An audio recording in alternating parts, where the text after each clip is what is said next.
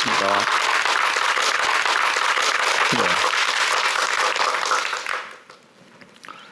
오늘은 여러분들과 함께 그 한국의 복음이 어떻게 수용되고 확장됐는지 이 부분을 같이 한번 나누려고 합니다. 그러니까 시기적으로 보면 1884년부터 1900년까지를 다룹니다. 왜 1884년일까요? 1884년 9월 20일 알렌 선교사가 공식적으로 한국에 입국을 하죠. 그래서 한국 선교를 언제 시작했느냐라고 얘기했을 때 1884년을 기점으로 합니다. 그래서 100주년이 되는 때가 언제겠어요? 1984년. 그래서 1984년에 한국 선교 100주년 기념대회를 가진 겁니다. 그래서 1884년부터 1900년까지 기간은 짧죠. 몇 년이에요? 16년이죠. 그러니까 16년 동안의 짧은 기간이지만 이때 복음이 놀랍게 수용되고 확장되는 기간이기 때문에 이 기간은 짧지만 참으로 많은 일들이 일어난 기간이 바로 이 16년 기간이에요. 그래서 이 기간을 다른 말로 교회사 밖의 일반사에서는 개화기라고 부르는 겁니다. 이 동안에 어떻게 복음이 수용되고 확장됐는지 하는 부분들을 오늘 여러분들과 같이 함께 나누려고 합니다. 먼저 이 복음의 수용과 확장의 이 기간 동안에 먼저 우리가 좀 살펴봤으면 좋은 것은 과연 한국 선교를 위한 노력들이 어떤 게 있었는지 하는 부분들을 좀 살펴보면 좋을 것 같습니다. 그래서 한국 선교를 위한 노력들이 무엇이 있었는지, 한국 선교를 위한 노력들이 크게 두 가지로 집약할 수 있을 것 같아요. 참으로 많은 사건들이 이 시대에 이제 벌어졌지만 제가 볼 때 두 가지로 집약해 볼 수 있는데, 먼저 소위 견미사절단이에요. 사절단, 이거를 보빙사라고 얘기를 하죠. 여러분, 이 견미사절단이 어떻게 이제 생겨났느냐 하면 미국과 1882년에 조약이 체결되죠. 그죠? 조약이 체결되고 나서 미국의 캘리포니아 검찰총장을 지냈던 제너럴 푸시라고 하는 사람이 한국에 공사로 와요. 근데 한국 쪽에서는 공사를 파송할 준비가 전혀 안 된 거죠. 그래서 이 제너럴 푸시 고종에게 그렇다면 미국을 돌아볼 수 있는 사절단을 파송해 주십시오. 그렇게 해서 파송된 게 견미사절단이에요. 그러니까 이 견미사절단은 우리 한국 이름은, 공식적인 이름은 보빙사인데, 한국의 그 대표자들로는 8명이고 일본 사람 1사람, 그리고 중국 사람 1사람, 미국 사람 1사람, 그래서 몇 명이에요? 11명을 사절단으로 미국에 파송하는 거예요. 여기에 이제 대표적인 책임자가 누구냐면 민영익이었어요. 그 유명한 민영익이 이제 사절단 이제 단장이나 마찬가지죠. 그렇게 하고 그 다음에 이제 부관으로는 홍영식이 동참하고요. 또 개화파의 거두였던 서광범이가 이때 같이 이제 동참하고요. 또 변수도 같이 이제 참여하죠. 한국인 8명, 그래서 이제 외국 주변 나라 3사람, 그렇게 해서 11명이 미국에 이제 파송됩니다. 그러니까 이 견미사절단이 미국에 간 때가 언제냐면 1883년 9월이었어요. 그러니까 그때 미국에 가서 미국의 그 당시의 대통령이 아더 대통령이었는데 이제 샌프란시스코에서 배를 이제 내려가지고 기차를 타고 워싱턴에 이 아더 대통령을 이제 만나러 이제 가는 거죠. 이 가는 일련의 과정 속에서 아주 중요한 인물들을 만나요. 이 중요한 인물들이 한국 선교의 장을 여는데 중요한 역할을 하는데 견미사절단에 미국에 가가지고 만났던 이제 사람 중에 누가 있느냐 하면 그리피스라고 하는 사람이 있어요. 그리피스. 이 그리피스라고 하는 사람은 코리아 더 헐미트 내션이라고 하는 책을 쓴 사람이에요. 코리아 더 헐미트 내션. 그러니까 이 말은 한국 은둔의 나라라고 하는 책이에요. 아주 유명한 책이에요.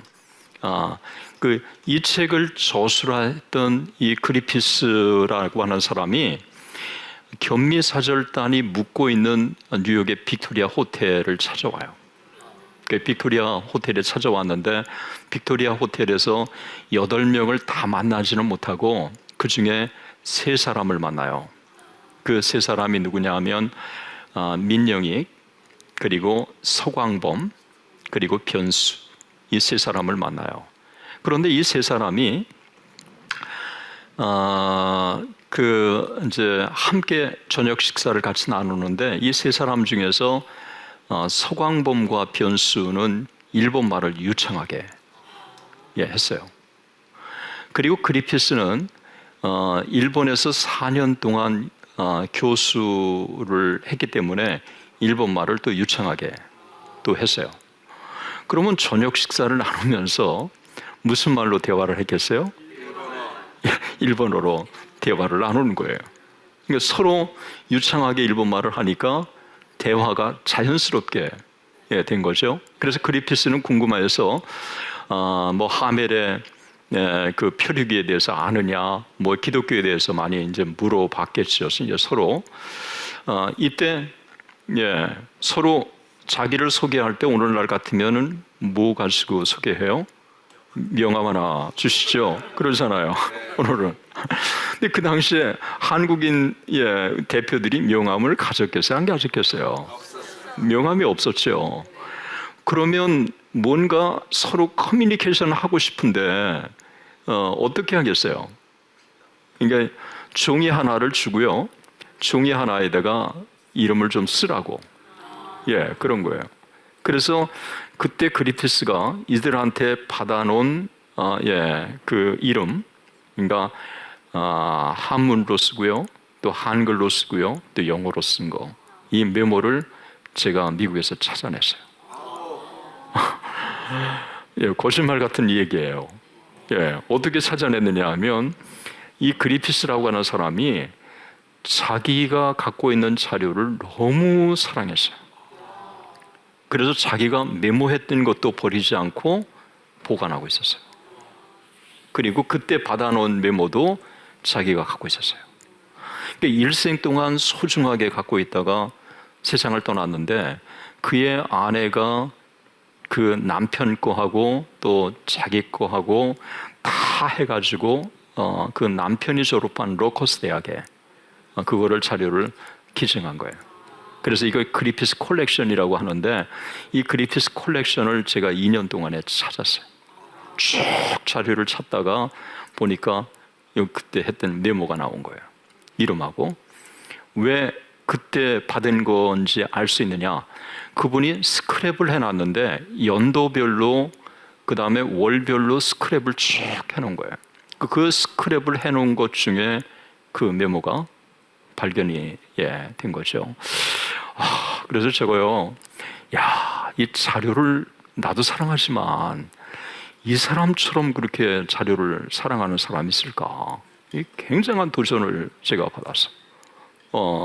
그 메모 중에 이런 또 메모가 또 있어요. 그게 뭐냐 하면 어떤 한 사건을 만났을 때 그 사건을 한 문장으로 딱 메모를 해놓고 혹은 한 단어로 딱 메모를 해놓으면 먼 훗날 그 문장과 단어만 보면 그 사건이 생각난다는 거예요.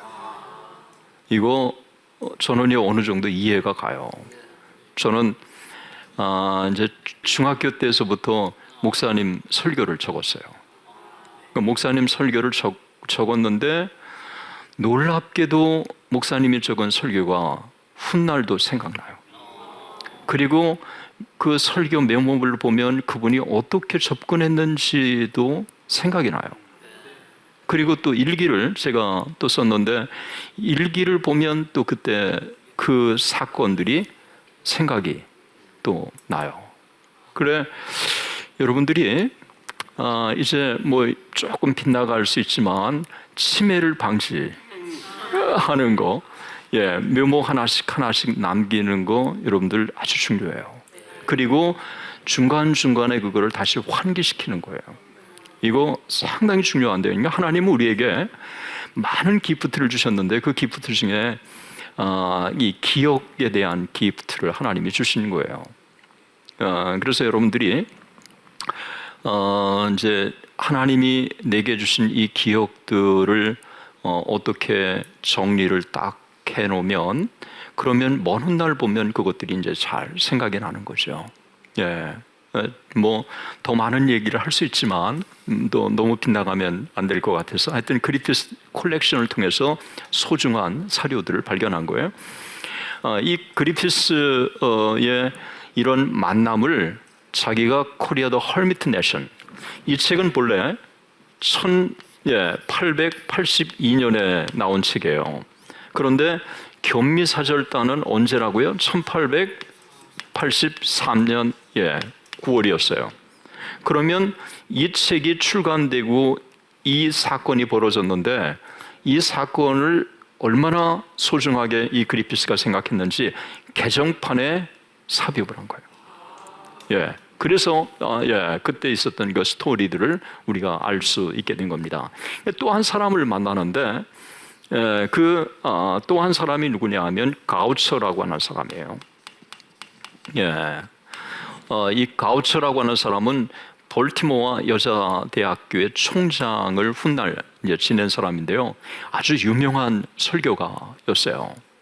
그런데 이 설교가가 이제 아마 초청을 받았기 때문에 바쁜 사람이었는 것 같아요. 그런데 이제 야간 열차, 침대 열차를 예약하고 가야 되는데 열차가 매진이 된 거예요.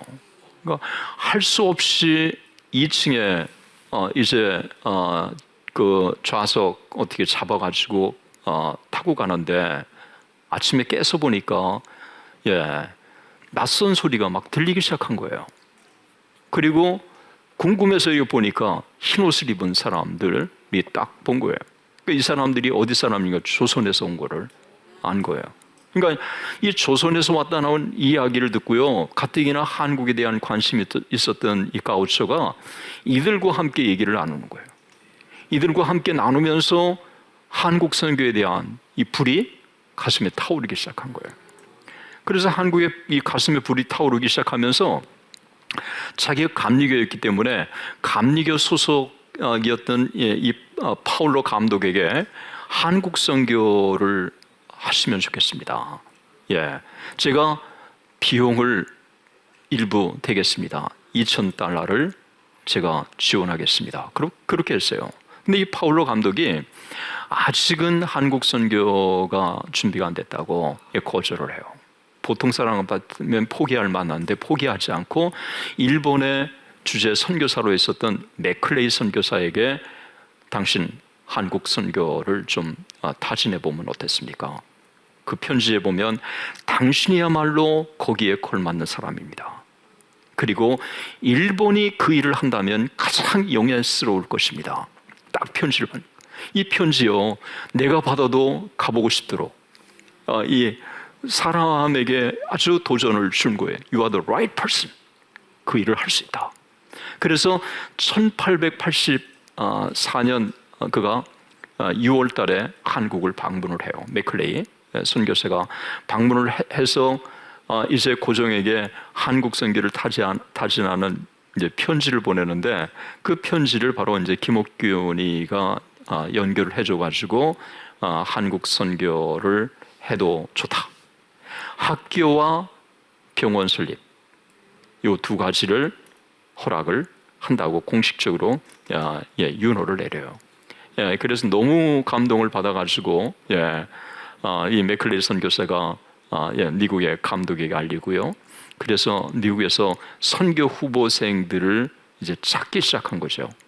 그래서 제일 먼저 찾은 사람이 스크랜턴 의료 선교사, 그리고 또 찾은 사람이 아펜젤로. 그래서 이 스크랜턴 아펜젤로가 한국에 일찍이 선교사로 올 수 있었던 거죠. 참 하나님의 은혜는 놀라워요. 이게 견미사절단이라고 하는 게 지극히 정치적인 사건이잖아요. 그런데 이 정치적인 사건이 한국 선교의 장을 가져다주는 아주 중요한 기폭제가 됐다고 하는 것은 흥미로운 거죠. 여러분, 그래서 이 가우처가 이제 소위 감리교 선교의 하나의 이제 기폭제가 되는 거죠. 또 한 사람을 만나요. 또 한 사람을 만나는데 그 사람이 누구냐 하면 바로 로웰이라고 하는 사람이에요. 여러분, 로웰이라고 하는 사람은 견미사절단에 한국 사람 8명에 3사람의 외국인이 포함됐다고 얘기했잖아요. 11명. 그 일본 사람 1사람, 중국 사람 1사람, 미국 사람 1사람. 그 미국 사람 1사람이 바로 이 사람이에요. 그러니까 이 로웰이에요. 이 사람이 하버드 대학을 졸업한 별로 안 좋은 하버드 대학을 졸업한 사람으로 정말 똑똑한 사람이었어요. 이 로웰이라고 하는 사람이. 그런데 견미사절단으로 포함해가지고요, 미국에서 너무 성공적으로 그 잘 역할을 감당한 거예요. 또 대통령도 만나고 여러 가지 시찰도 하고 이 모든 것들을 잘 성공적으로 감당했기 때문에 조선의 정부 쪽에서 그를 다시 초청한 거예요. 그래서 견미사절단 이 보빙사 일행의 역할을 다 한 다음에 1883년 그의 교훈을 또 한국에 와가지고 보내면서 그 뭐 고종 황제도 만나서 사진도 찍고요, 여러 가지 자료들도 남기고 이러면서 그 로웰이라고 하는 사람이 책을 하나 써요. 그 책이라고 하는 게 그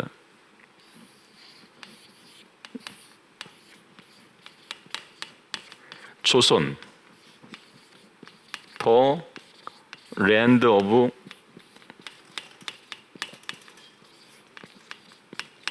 모닝컴. 이게 뭐냐고요? 고요한 아침의 나라 조선.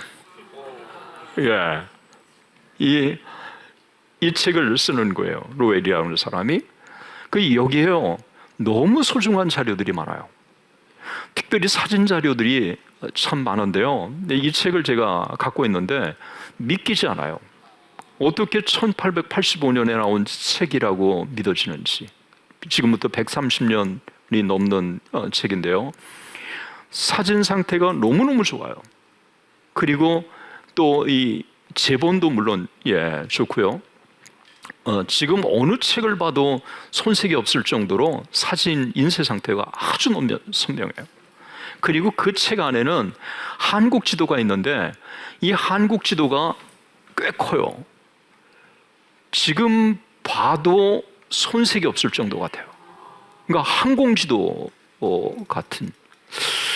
지금부터 130년 전 인쇄술이 그렇게 발달하고, 그리고 측량술이 그렇게 발달했던 이 미국에, 이들이 보고 나서 어떻게 했겠어요? 미국의 문물의 발전에 깊은 감동을 받은 거예요. 이 로웰이라고 하는 사람은 또 한국이 그 당시에 어땠는지를 기록으로 남긴 거예요. 그 당시에 한국에 파송된 선교사들은 이런 아주 소중한 책들을 읽고 온 거죠. 그리피스의 Korea the Hermit Nation, 한국 은둔의 나라, 이 책을 읽고 또 오고, 그 다음에 존 로스가 쓴 History of Korea, 한국의 역사, 이 책을 또 읽었고요. 그리고 로헬이 쓴 조선 The Land of Morning Come, 고요한 아침의 나라, 이 책을 읽고 온 거예요. 그러니 한국에 대해서 얼마나 해박한 지식을 이들이 갖추고 왔겠어요. 여러분, 참 지극히 세속적인 경미사절단이지만 이게 한국의 복음의 장을 여는 아주 중요한 이 사건이 된 거예요. 그러니까 여기서 우리는 하나님은 역시 세상의 역사를 주관하시고 또 하나님의 교회 역사도 주관하시는 분이라고 하는 것을 보여주고 있죠. 그래서 로마서 11장 36절에 보면 만물이 주에게서 나오고 주로 말미암고 주에게로 돌아갑니다. 역사의 기원과 과정과 심판이 하나님께 있다는 사실을 보여준 거죠. 또 하나, 한국 선교를 위한 노력이 경미사절단이 있고요. 그 다음에 또 하나를 든다면 선교 촉구 편지예요. 선교를 촉구하는 편지를 보낸 거예요. 그 선교를 촉구하는 편지 중에 이수정이 보낸 편지가 있어요. 이수정이라고 하는 사람이 보낸 편지예요. 또 이수정 말고 또 보낸 사람이 일본의 주재 선교사로 있었던 주울시 낙스 선교사예요. 낙스 선교사. 그리고 중국에서 활동하고 있었던 리드 선교사, 길버트 리드 선교사예요. 여러분, 이수정의 편지가 언제 쓰여진 거냐면 1883년 12월 13일에 쓰여진 편지였어요. 한국 선교 정말 필요합니다. 당신 나라가 한국 선교 시작해 주십시오. 라고 이제 편지를 보낸 거예요. 이 편지를 받고 이제 온도우드와 아펜젤로 선교사들이 감동받고 한국에 이제 선교사로 왔다 그랬죠. 낙스 선교사는 언제 편지를 보냈느냐? 1884년 1월 달에 편지를 보낸 거예요. 그리고 리드 선교사는 1884년 4월에 보냈어요. 일본에서 활동하고 있었던 낙스 선교사, 중국에서 활동하고 있었던 리드 선교사, 이 편지가요 거의 같은 시간대에 온 거잖아요. 그러니까 이 같은 시간대에 왔을 뿐만 아니라 소위 편지의 내용도 거의 비슷해요. 그 편지의 내용이 뭐였느냐 하면 한국 선교 즉시해야 합니다. 정말 한국 선교 지금 할 때입니다. 또 하나는 한국 선교는 의료 선교와 교육으로 해야 합니다. 그래서 학교를 설립하고 그 다음에 병원을 설립해 주십시오 라고 편지를 보낸 거예요. 그리고 선교지로서는 가장 적합한 장소는 한양, 서울입니다. 그리고 만약 서울이 여의치 않으면 제물포가 좋습니다 라고 한 거예요. 이 낙스 선교사하고 길버트 리드 선교사가 아주 거의 동시에 똑같은 내용의 편지를 보낸 거예요. 약속이라 한 것처럼. 그러니 미국 선교본부에서는 이 편지를 받고 어떻게 하겠어요? 이 감동을 받은 거죠. 한국 선교 해야 될 것 같다라고 하는 이 마음의 움직임이 일기 시작하는 거예요.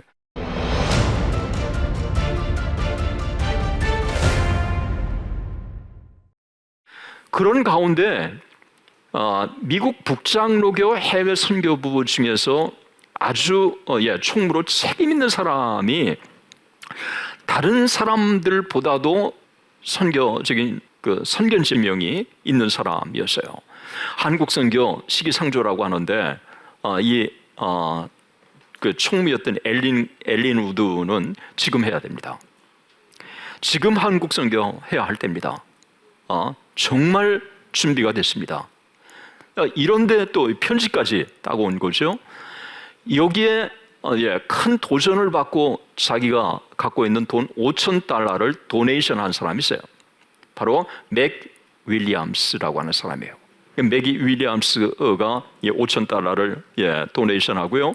이 맥 윌리엄스가 장로인데 어느 교회인가 브루클린에 있는 라파엘 장로교 장로였어요. 이 라파엘 장로교에서 그러면 한국 선교를 위해서 $5,000를 그가 도네이션 한 거고, 그 다음에 한국에 파송할 선교사를 찾고 있었던 거예요.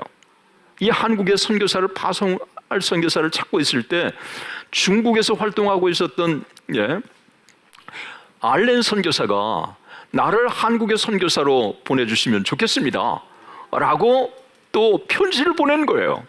제가 잘 쓰고 싶지 않지만 아다리가 딱 들어맞게, 그러니까 뭐 선교사를 찾고 있는데 편지가 딱 날아든 거예요. 나를 조선의 선교사로 파송해 줄 수 없습니까? 여러분, 알렌 선교사 어떤 사람이에요? 이탄 알렌의 후예잖아요. 그 독립전쟁에 큰 기여를 했던 이탄 알렌의 후예였어요.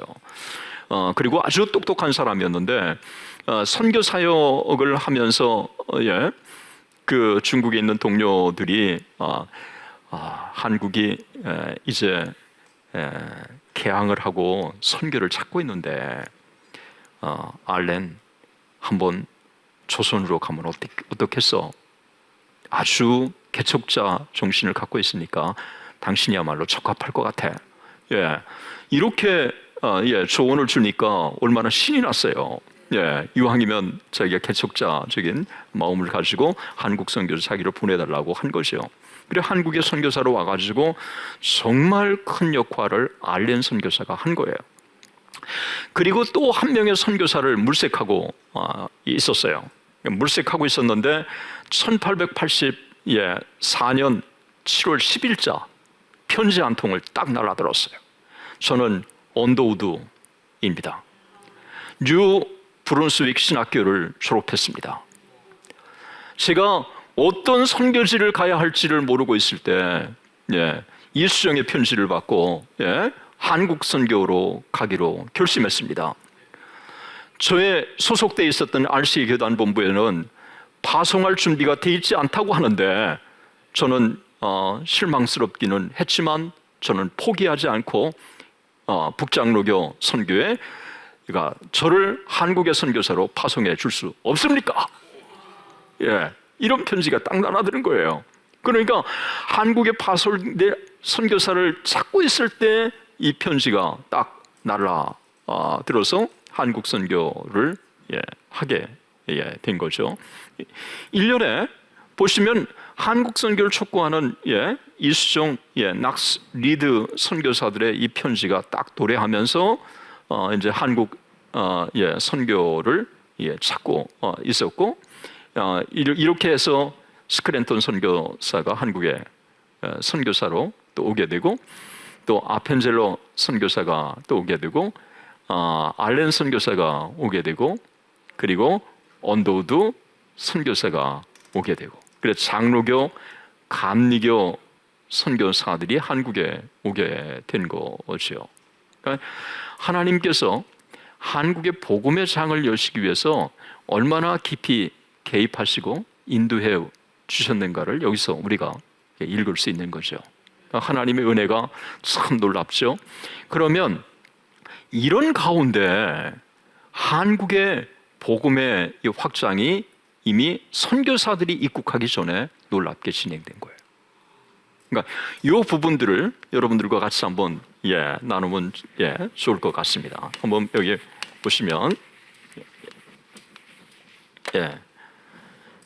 그 두 번째로 그러면 우리가 그 살펴볼 거는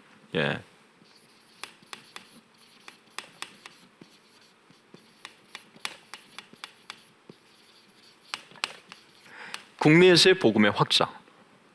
국내에서 어떻게 이제 복음이 확장됐느냐는 거죠. 참 한국은요 특별한 나라예요. 그거는 선교사들에 의해서 복음을 접하기는 했지만 주로 한국인들이 놀랍게 동료들에게 또 동포들에게 복음을 전해서 복음이 놀랍게 확장된 거예요. 그럼 최초의 공식적으로 선교사들이 입국하기 전에 어떤 그 복음의 확장들이 있었는지를 여러분 보시면, 먼저 집안현 이양자. 집안현 이양자라고 하는 건 고구려의 수도잖아요. 그런데 이 고구려의 수도에 하나님의 복음이 놀랍게 확장되기 시작했어요. 누구에 의해서 진행됐을까요? 그의 이름은 김청송. 김청송이라고 하는 사람이에요. 이 사람은 어떤 사람이냐면, 존 로스가 성경을 이제 번역해가지고 출판할 때 그 조판을 담당한 사람이었어요. 이게 조판을 담당한 사람은 식자공이잖아요. 식자공. 이게 이 글씨 하나하나를 이제 맞춰가지고 이 오자 탈자가 없도록 한 거잖아요. 그런데 예수 믿으라는 얘기 한마디도 하지 않았어요, 로스가. 그저 그냥 자기가 조판한 거 실수가 없도록 읽고 또 읽은 거예요.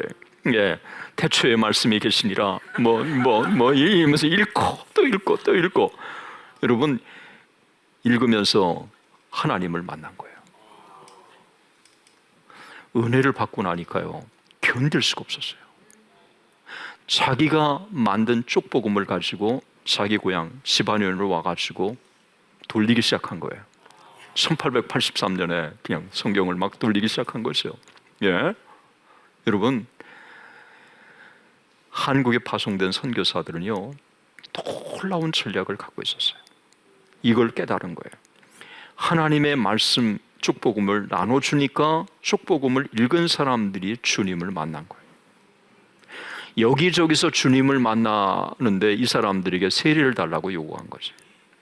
빨리 와서 세례를 주십시오. 세례를. 근데 이게 여의치가 않으니까요, 1884년 11월에 존 로스가 웹스터 선교사하고 같이 가가지고 이쪽 마을에서 몇 명, 이쪽 마을에서 몇 명, 이쪽 마을에서 몇 명, 그래서 75명에게 세례를 줬어요. 75명에게 세례를 줬는데 더 세례를 줄 수도 있는데 줄 수가 없었던 것은 1880 4년 11월에 그 눈이 많이 내려가지고 더 깊은 계곡으로 갈 수 없었던 거예요, 그 마을로. 그래서 할 수 없이 75명에게만 세례를 주고 자기 우장으로 돌아왔는데, 그때 그가 이런 리포트를 보내요.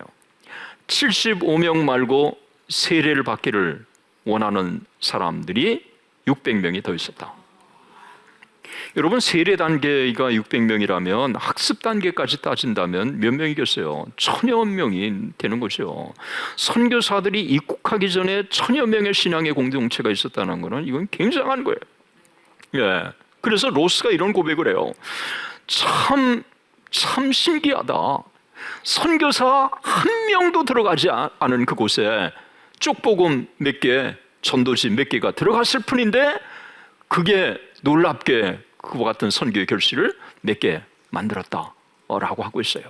저는 오늘날도요, 우리가 믿음으로 하나님의 복음을 직접 전하는 것도 방법이겠지만, 정말 좋은 전도 책자, 하나님의 말씀 읽도록 한다면 하나님의 말씀이 성령의 역사를 통해서 그에게 믿음을 심어 주실 줄로 믿습니다. 이게 아주 중요한 거예요. 그런데 국내에서 이 집안연의 이양자의 김청성이가 이제 복음을 전해가지고요, 어느 정도 복음이 놀랍게 확장됐냐면 이 지역에 10개 노회가 결성됐어요. 그리고 3개, 4개의 또 학교가 설립된 거죠. 저는 겨자씨의 비유를 생각할 때마다 이 겨자씨의 비유가 가장 적합한 게 바로 이 김청송에 의한 집안연 공동체라고 생각이 들어요. 또 그 국내에서의 복음의 확장은요, 의주 교회예요. 의주에서 이 복음의 확장은 누구에 의해서 전개됐느냐 하면요, 의주 지역은 백홍준이라고 하는 사람에 의해서 진행이 됐어요. 이 백홍준이라고 하는 사람이 이제 로스에게 맥킨타이어에게 이제 복음을 접하고 또 세례도 받고 그 다음에 성경 번역에도 참여하고 그 다음에 자기도 너무 은혜를 받으니까 자기가 번역한 이 성경을 자기 고향에 와서 전해주고 싶은 거죠.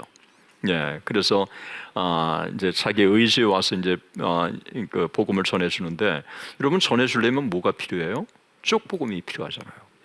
그러니까 로스를 만나서 쪽복음을 가져오고 또 로스를 만나가지고 쪽복음을 압록강을 건너서 고려문을 통해서 건너오고 이렇게 계속해서 하다가 결국은 발각이 딱 됐어요.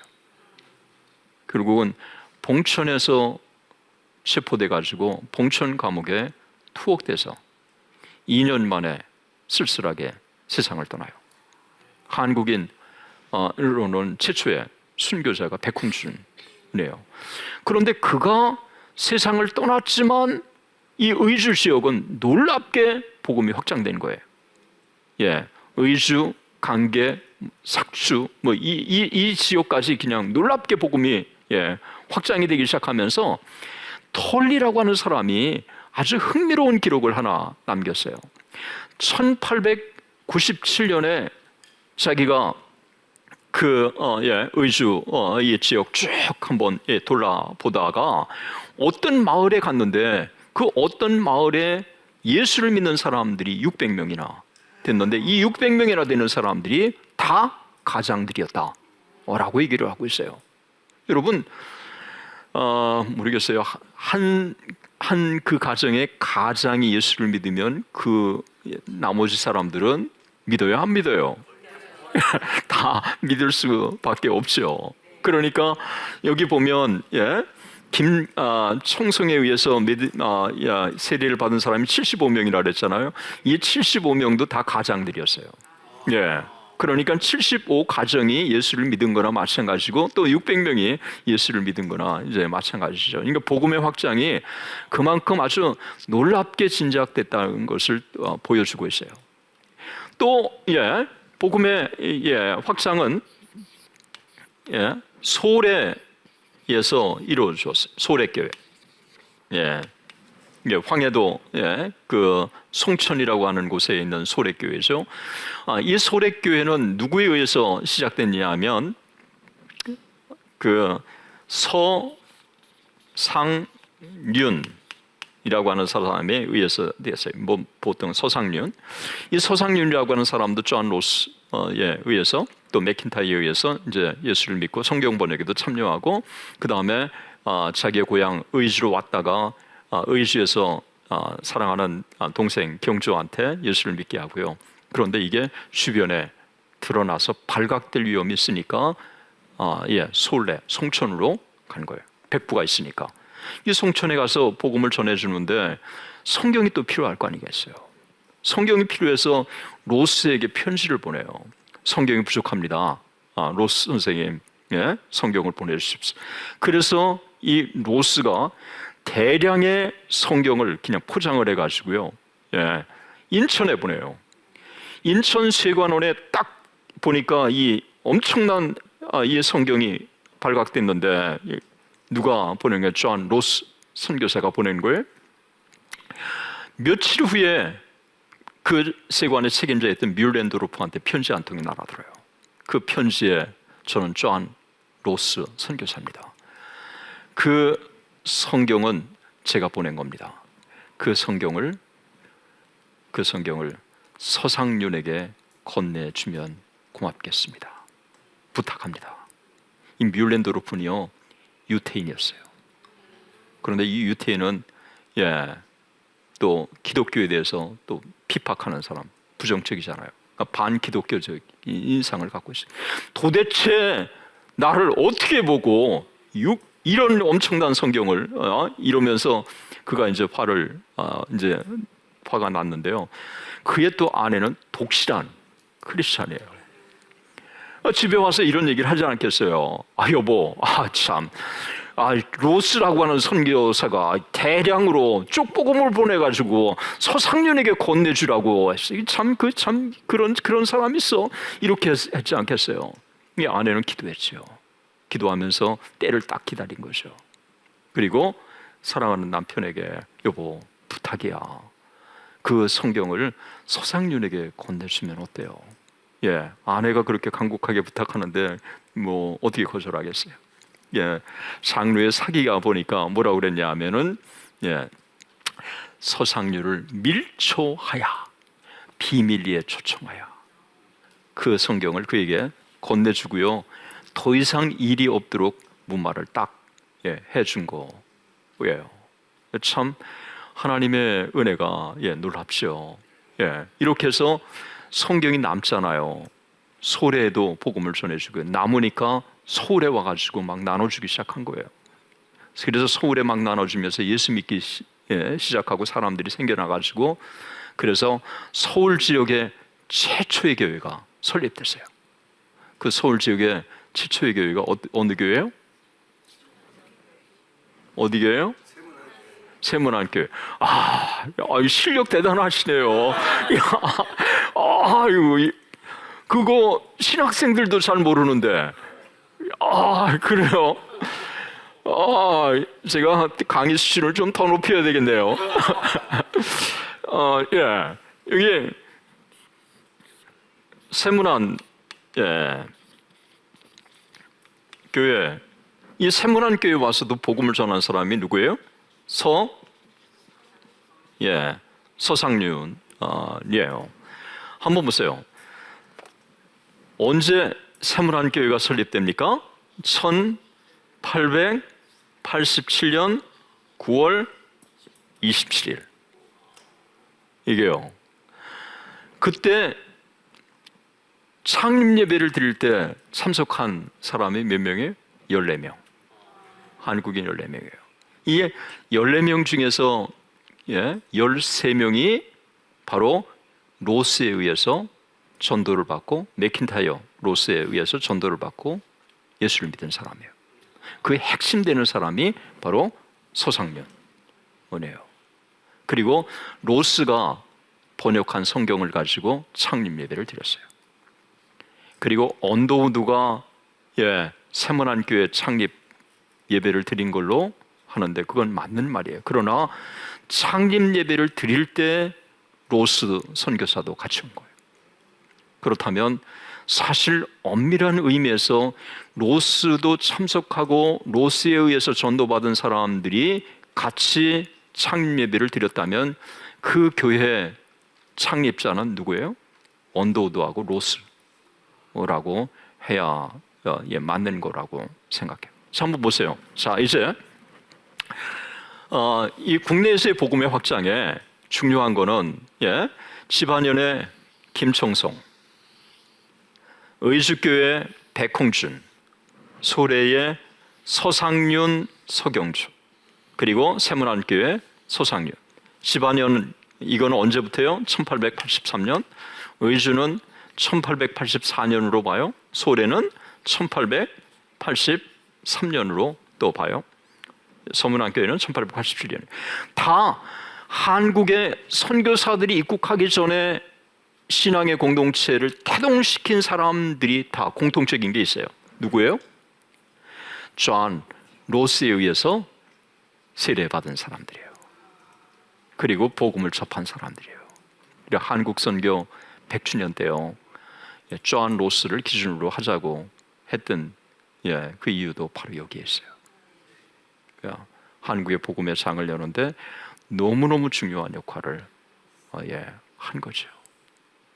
그리고 나중에 보면 이 존 로스가 선교 사역을요, 한국인들이 선교 사역을 딱 마포삼년하고 언더우드에게 딱 이양하고요, 자기는 중국 선교에 또 전념을 해요. 존 로스, 제가 스코틀랜드에 가서 이끼 낀 그의 비문을 쓰다듬으면서 그날따라 또 비가 내려서 제가 부둥켜 안고 감사한 그때가 지금도 생각이 납니다. 하나님께서 이렇게 또 복음의 장을 준비하신 것입니다. 예, 감사합니다.